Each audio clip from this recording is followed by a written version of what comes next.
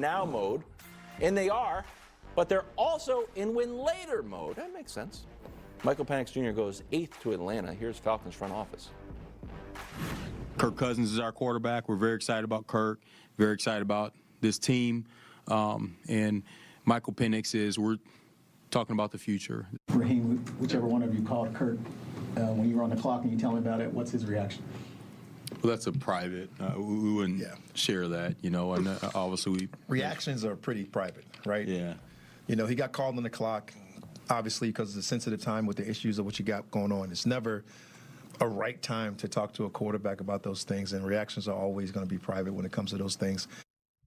Yeah, I'm guessing it wasn't good. His agent said it was. He was dismayed. He didn't keep it private. Dismayed. Your reaction? Listen, I just don't. I think the Falcons are in the group of teams that is more concerned about avoiding being awful than trying to be great.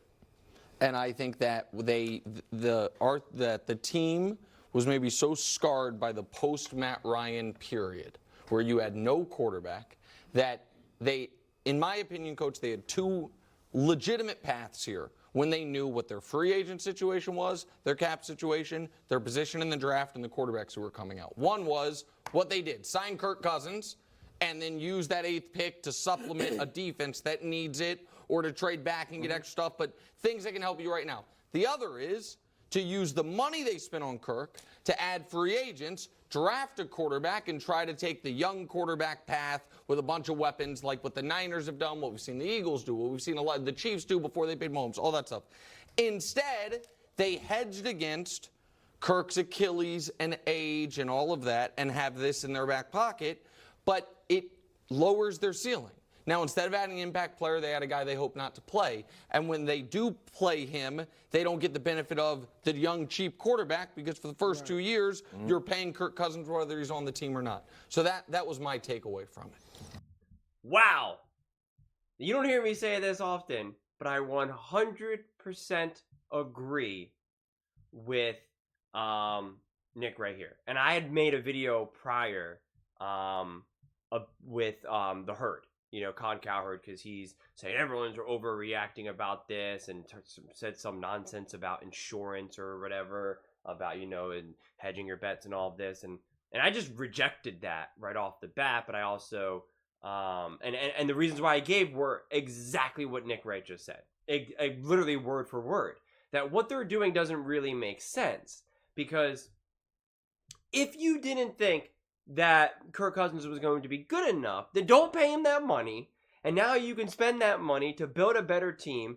And you have Penix Jr. and you have him on this rookie deal, which is you know what we know can definitely work, which is what we've seen the Eagles do, the Chiefs do, the 49ers, especially most famously right now the 49ers. And you know that's what you do.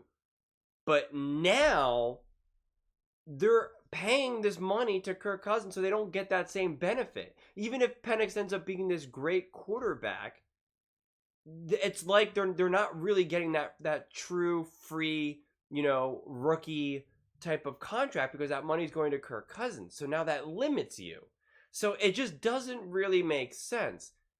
If they were trying to truly win right now, well, then they would keep Kirk Cousins.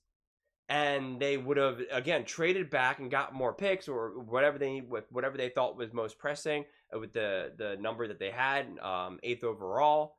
But they just did everything. To me, the way they did it was just everything is just messier. They have one foot in one direction and one foot in the other, and now they're just wetting themselves because of it. You know, they're about to be ripped in half, and I don't get it. I really, really don't. Let's say you believe that Penix was a generational talent, that he was going to be the next Patrick Mahomes, which is a pretty far stretch, quite honestly, no matter who you are. Then why are you paying Kirk Cousins any money? And don't give me this idea of like, well, they want him to, you know, sit behind Kirk Cousins like Patrick Mahomes did with Alex Smith. That's not the situation here. That's not what's going to happen. Alex Smith knew exactly what was going on.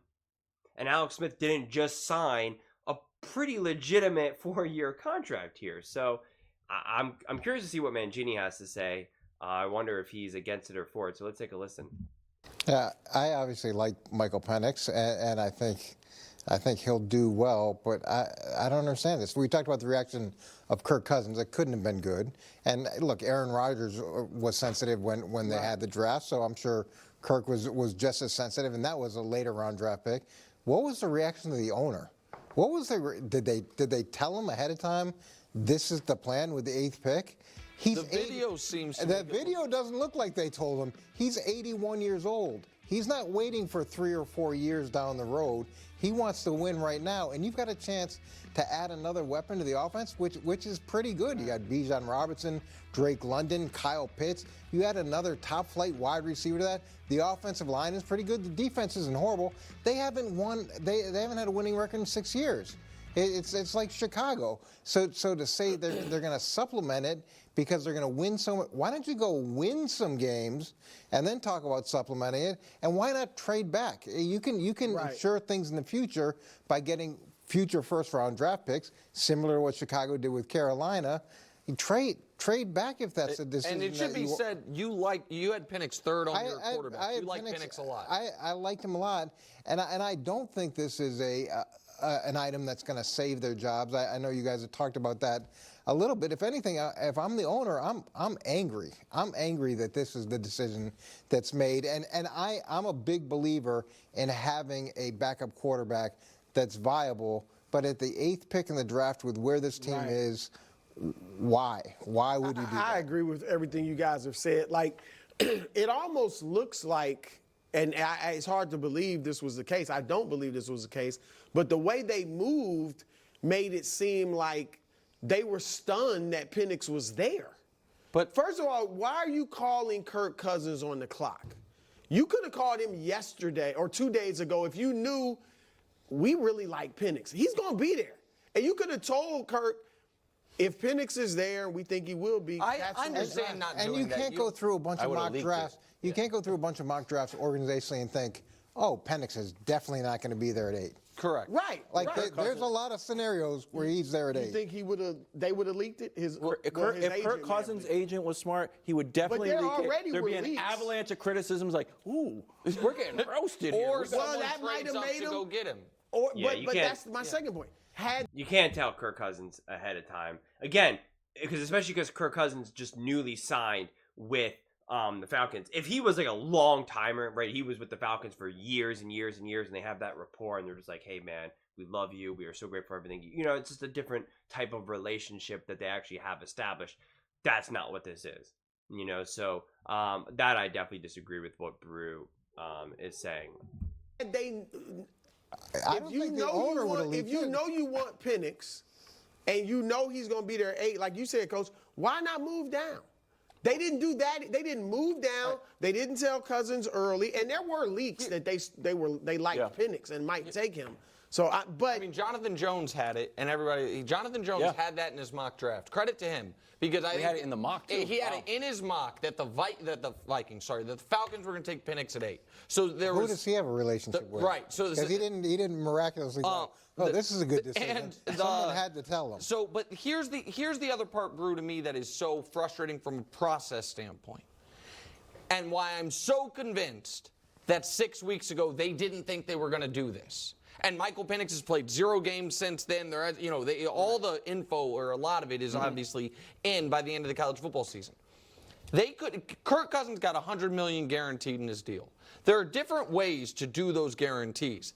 And if they would have thought there is a chance we're going to draft a quarterback with the 8th pick and then have this be the Alex Smith, Patrick Mahomes thing, where we get draft capital back in a year when we trade the quarterback. Yeah. Then they structure Kirk's deal so all the money's still guaranteed, but it's in a way where when we trade him, we don't take the $38 million cap hit. Right, and so they didn't do that, which tells me when they signed Kirk, they did not think they were going to do this, which means it's not a good process. The other thing, Coach, Penix is going to be 24 in a couple weeks. Well, that's the other You think he's trying to sit for 3 years? No. Or even 2? Look, I'm fine with the age thing. Obviously, you'd want a younger guy there, and I'm fine with him sitting. I just the way that they've gone about, the amount of resources that they've spent, it just doesn't make sense for where they are organizationally. Just quickly, Coach, Kirk Cousins, Achilles, we don't know. I mean, we think he's going to be okay. I saw him throwing the ball on a tennis court, so I guess that counts. Any chance that Penix can like challenge it, or is because he's already owed so much money, like, no, we're not even going to allow this to be a Well, competition? I think if you're worried about Kirk Cousins' Achilles, then you should fire every doctor that allowed you to sign him to a $100 million contract. Because if he didn't pass that physical with a clean bill of health, and you gave him $100 million, then that medical staff needs to be wiped out. His question is, could Penix win the job in training? Just straight up, assuming Kirk is. Oh my With God! the money, no, right? Unless It would be shocking that they would sit on that much cash. And look, Kirk But Cousins. isn't it worse if like the team sees like, ooh, But I Penix think can throw? But Kirk's he's a good quarterback who's been successful and done a lot of good things. It's going to be hard for Penix as a rookie. Like, it's not a beat him. Yeah. Listen, that would be shocking. I mean, like, that would be insane. I really don't know what the Falcons are doing with regards to this. Again, if they thought that Kirk Cousins wasn't going to hold up, then why the heck did they sign him in the first place? That's a waste. And if they were just like, oh my God, Penix is available, this is amazing, we want him so badly. If that's what they really wanted, then they should have not signed Kirk Cousins.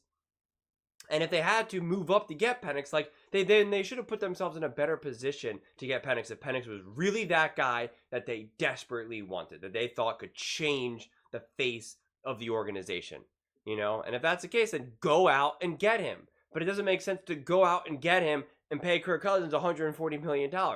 It's just, it doesn't make any sense, honestly. And I actually am, you know, more and more surprised the more I reflect on this. And since I'm, you know, yeah, I don't know. I'm trying to really grasp the intelligence behind this and the cunningness behind this of like, well, you know what? This is actually a really smart move. And let me tell you why. I can't think of it. I can't hear it. And the only pro that I've heard so far is from Colin, which, as I said, by the time you watch this video, that one will have already been posted. You know, his whole thing was, it's an insurance policy. And when you pay into an insurance policy, most of the time, you never get to benefit from it. But in football, in the NFL, like, this is an insurance policy that you get to put money in, and you'll actually get, you know, something back in return. And it's like, that just was a dumb take to me. It just doesn't make sense. But those are just my thoughts. I would absolutely love to hear yours. What do you think about the whole Michael Penix Jr. and, you know, Kirk Cousins and the Atlanta Falcons? Let me know in the comments below. I read every single comment. So whether you agree with me or disagree with me, either way, let's get in some discussions. Let's get in some fights. But ultimately, let's just have some fun. And please do consider subscribing. We are building an amazing community here, and I would absolutely love to see you part of it. I want to build something that we all genuinely feel connected to. Something that we're really excited to be part of. I think we're well on our way to doing it. And please don't forget to give this video a thumbs up, as it really does help with the visibility and the algorithm. Thank you so much. See you next time.